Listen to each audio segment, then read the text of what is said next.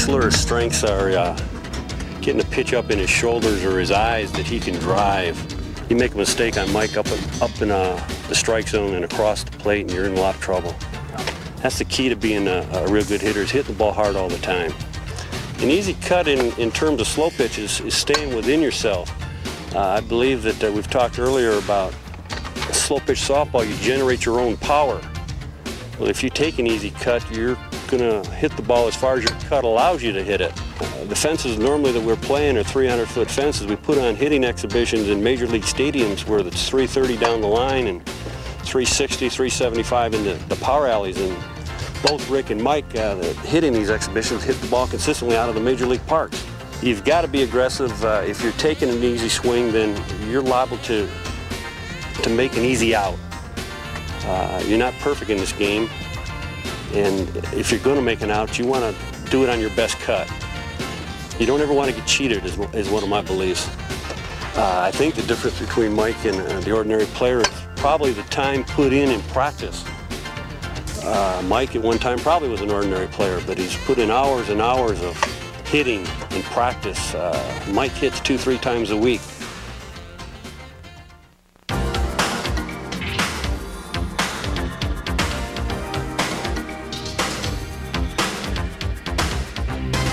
When I first come up to the box, first of all, I want to see what the surface is like, whether it's rough, smooth, or whatever.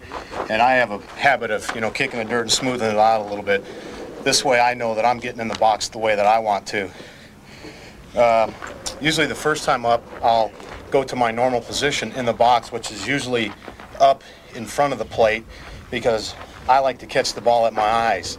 Now, if the pitcher, after a couple of pitches, is throwing deep, I may move back into the box. If he's throwing high, I may move back. But when I first come in, I always like to start in front of the plate, get a good, comfortable grip in here.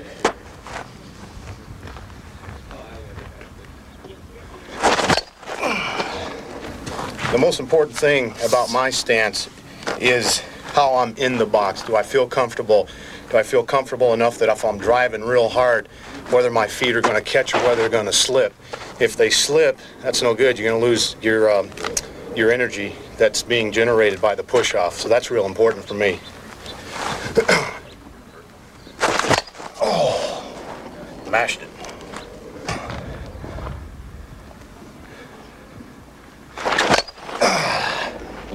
Drove that one real well. Up on the hill. 500 feet. Okay, so it was only 340.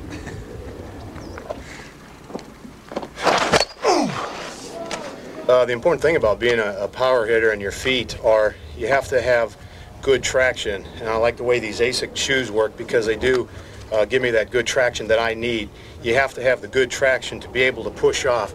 And then when you set your feet, they both pivot, and you don't want to lose transfer of power and slip. Therefore, the rubber cleats work real well for me when the dirt's a little soft. In batting practice, I never try to rush myself. I always try to get good quality swings. I believe what you do here in practice, you carry through to the game time. Oh, my!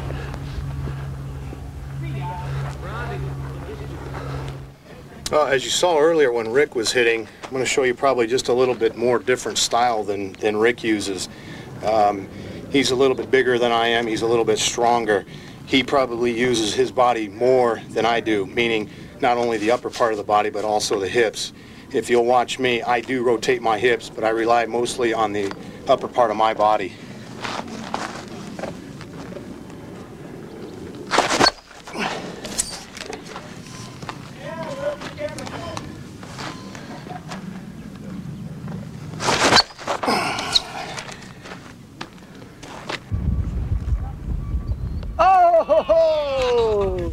I think the most important thing is knowing your pitch.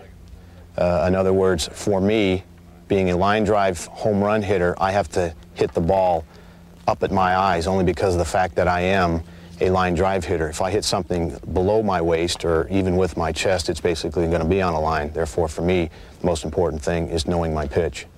I don't believe you can just walk into the box and stay in the same position every time. That doesn't mean you have to make a drastic move, you know, way back in the box or way up in the box. Another thing we try to teach people is know their limitations. Obviously, if they're not a home run hitter, I don't think they should be hitting a home run.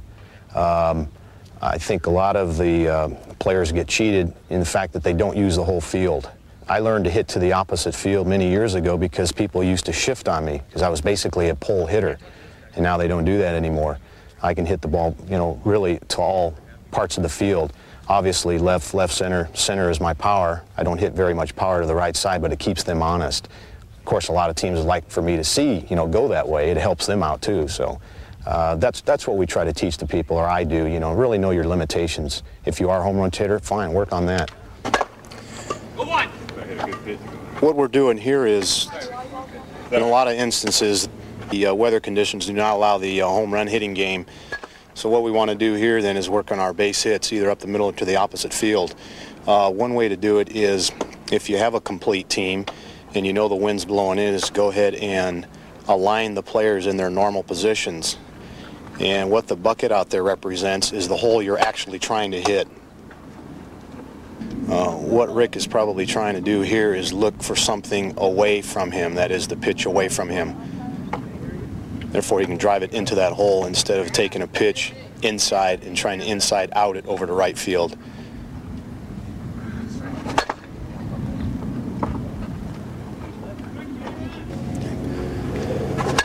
Now you can see that we've moved the bucket over to the center field area, right behind second base. And again, Rick is working on the base hit technique. And again, it's not restricted to the home run hitter. It's a good idea and good practice for the base hitter too. I personally feel to become a better hitter, you have to work on all aspects of your game. And what I mean by that is, me being a home run hitter, I'm going to dedicate most of my time in a hitting session to my power game. But also through the course of that, I will have the pitcher move out of the middle and, you know, hit some blind drives up the middle, some ground balls, whatever, in case we get in a condition where the wind's going to be blowing in. I also have them move the other way and let me go to right field. So I think you need to work on all aspects of your game. Just dictate the amount of time that you want to spend on each part of your game by what your best quality